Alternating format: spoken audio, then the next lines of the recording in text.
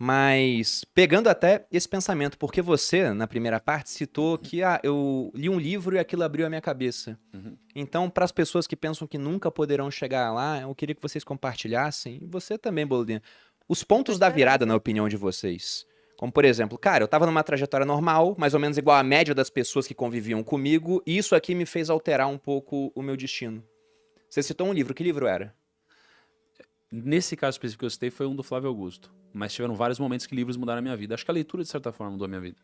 Mas só pra eu... Posso começar aqui, então? Sim, por Vai. favor. Eu estava numa trajetória normal. O problema da trajetória normal na nossa história é que a gente vive uma certa inércia, não é? E essa inércia ela funciona tanto para quem está parado quanto para quem está em movimento. O problema é que eu acredito que o mundo ele é como uma esteira rolante ao contrário. Né? Então, se você fica parado, a esteira rolante ela já te leva para trás naturalmente. Né? Porque a gente tem custos, a gente tem inflação, Pensei na a gente inflação na hora. tem ocasiões, tem muitas coisas. Então, a gente vive numa inércia que bota uma pressão negativa sobre a nossa vida. Então, se a gente ficar parado, a gente cai, a gente volta. Se a gente andar devagar, a gente volta. Então, a gente tem uma velocidade mínima para que a gente saia do lugar. Não é? Então, o que me fez mudar, né, de alguma forma, sair desse processo padrão, foi um pouco da raiva que eu tinha, cara. Acho que foi um pouco da raiva que eu tinha.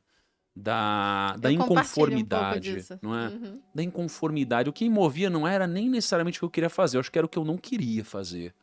É muito difícil, às vezes, para o ser humano falar o que ele quer, mas é muito fácil falar o que você não quer, sabe? Então, você fala com algum colaborador, a pessoa não vai falar o que ela quer fazer, ela fala, eu não quero fazer mais isso. Ela fala que ela não quer, mas ela nunca sabe o que ela quer. Acho que é muito... É muito desafiador você saber o que você busca, é mais fácil falar o que você não quer. Então eu tinha raiva. Eu tinha uma raiva acumulada em mim. Eu não queria dever dinheiro. Eu não queria passar por privações. Eu não queria nada disso. Então acho que isso aqui me fez começar a me questionar. Essa raiva me gerou questionamento, me gerou reflexão. Eu tinha uma inteligência básica a ponto de poder me questionar, né? E essa reflexão foi me fazendo as perguntas corretas, não é?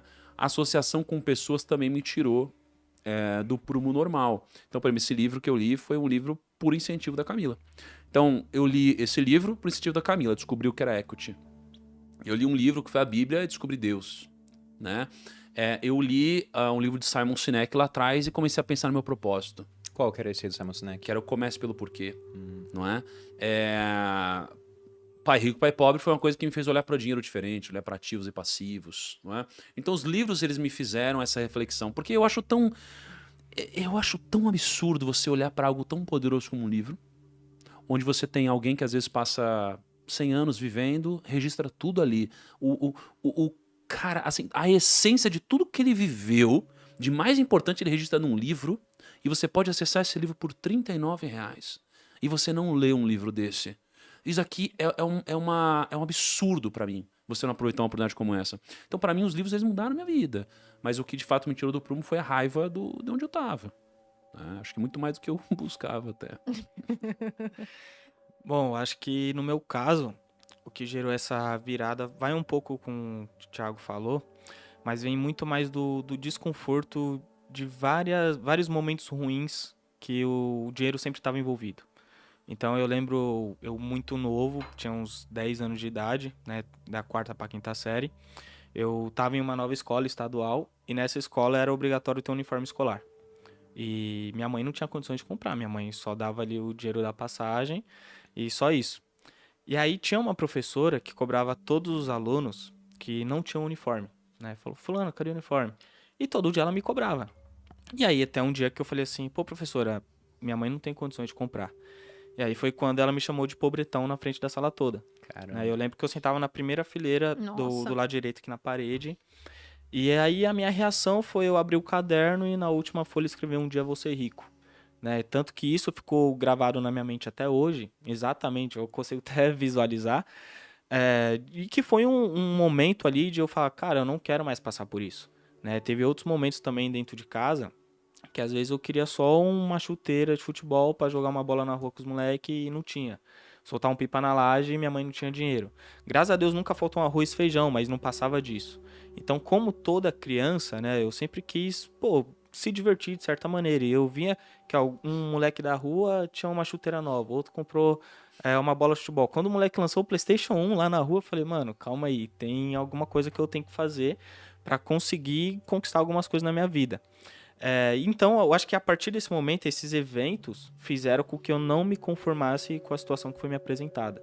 Eu via também dentro de casa muita discussão assim, quando minha avó vai morrer, quem vai ficar com a casa, né? Todos os meus tios brigavam quanto a isso. Tanto que quando eu fiz dinheiro, a primeira coisa que eu fiz, eu dei uma casa pra minha mãe. Eu falei, não quero mais minha mãe numa situação assim. Depois eu penso em mim. Então são esses eventos que, somados, fizeram eu falar, cara, eu não quero viver na pobreza pro resto da vida. Acho que foi isso. Eu vou voltar um pouquinho, porque vocês não deixaram eu falar. Mentira. Perdão. Primeiro que o povo tava querendo saber se a gente tá ao vivo. A gente tá ao vivo, gente. Eu tô lendo, vou bater no Bruno aqui. Já mandaram eu te beijar, te bater, enfim. Não, mas a questão toda, eu vou voltar Faz um OnlyFans, pouquinho. beija, bate. Vou voltar um pouquinho só para dizer que eu realmente acho que o fato, lógico, a sorte faz sentido, né? A sorte faz diferença na vida das pessoas, mas a decisão de fazer diferente, para mim, é a que ganha sempre tudo.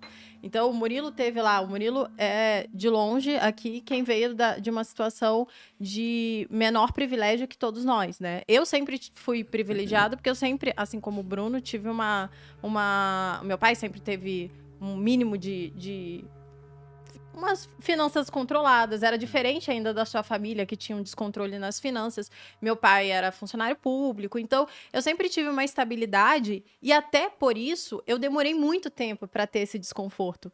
O meu desconforto só veio lá na frente, quando eu notei que eu era praticamente eu tinha as oportunidades desperdiçadas o tempo inteiro. Então, eu percebi que eu tinha muitas vantagens, eu tinha muita sorte. A oportunidade apareceu, você não estava preparado. E eu não estava preparada, eu não estava querendo o suficiente para agarrar. E eu acho que isso é boa parte das pessoas que assistem a gente, porque as pessoas já têm internet, já têm um celular, já têm o acesso à nossa informação aqui. Às vezes já tem a possibilidade de comprar um curso como o do Bruno, que pode mudar a vida dela.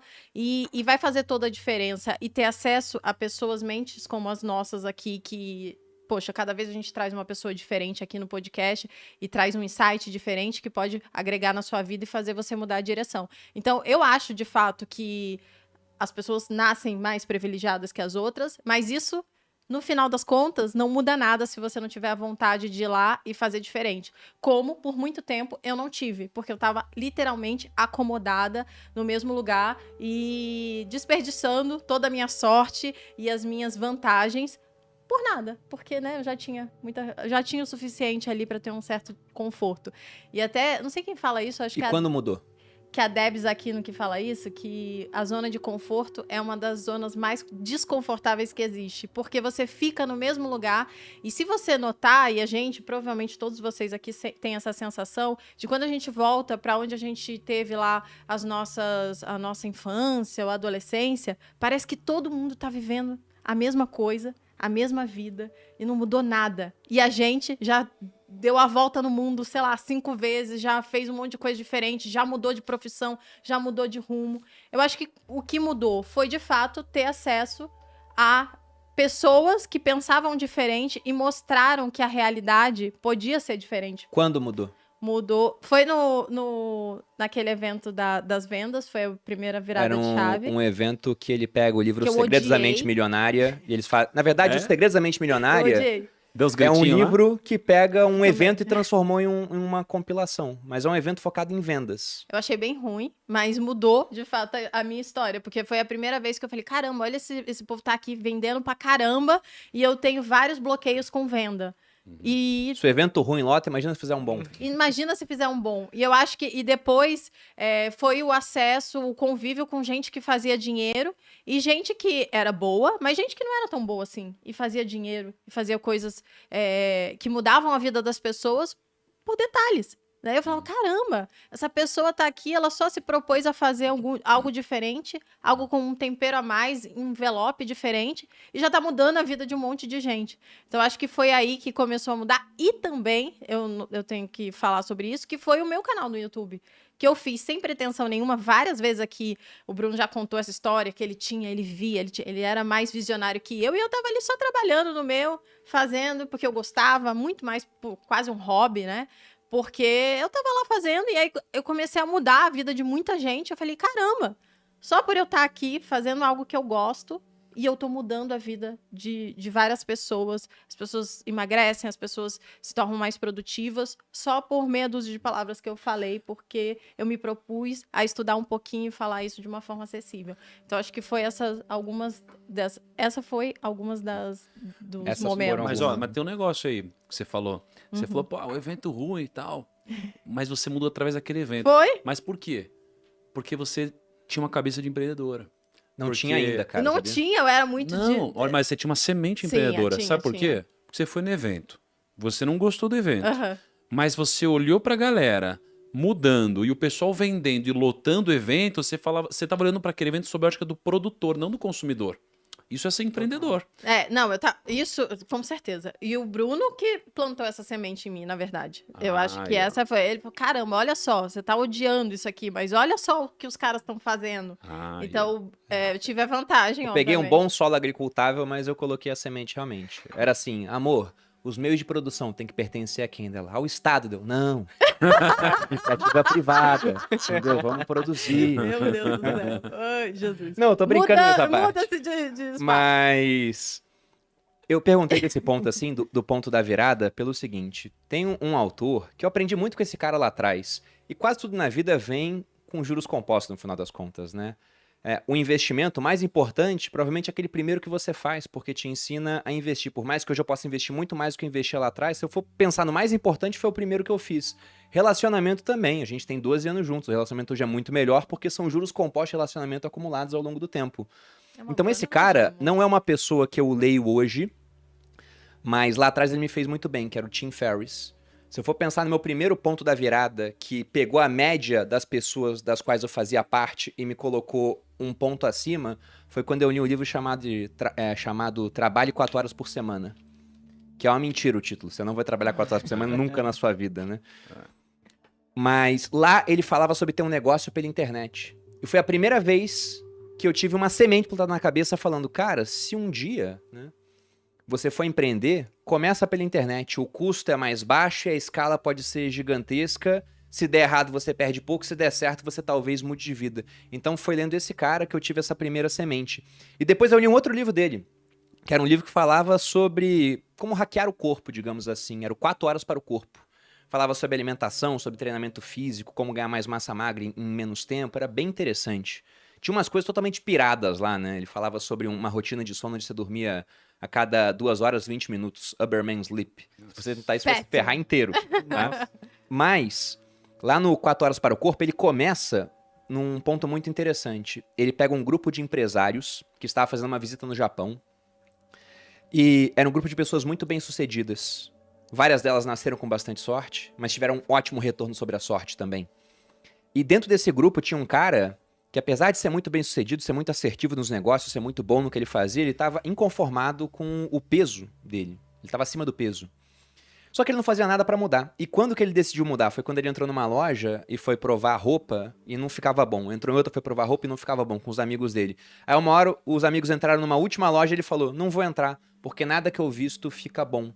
Aí quando ele falou aquilo e ouviu o que ele estava falando, ele falou, caramba, eu tô tirando das minhas mãos aquilo que eu posso mudar, né? Eu nunca tentei fazer dieta e treino da maneira que eu deveria e eu sou um cara muito bom em várias coisas, tô falando que eu não consigo fazer isso. Ele falou que aquele ponto mudou a trajetória dele. Depois tem uma foto dele de antes e depois no livro, mostrando ele bem acima do peso e depois ele magro.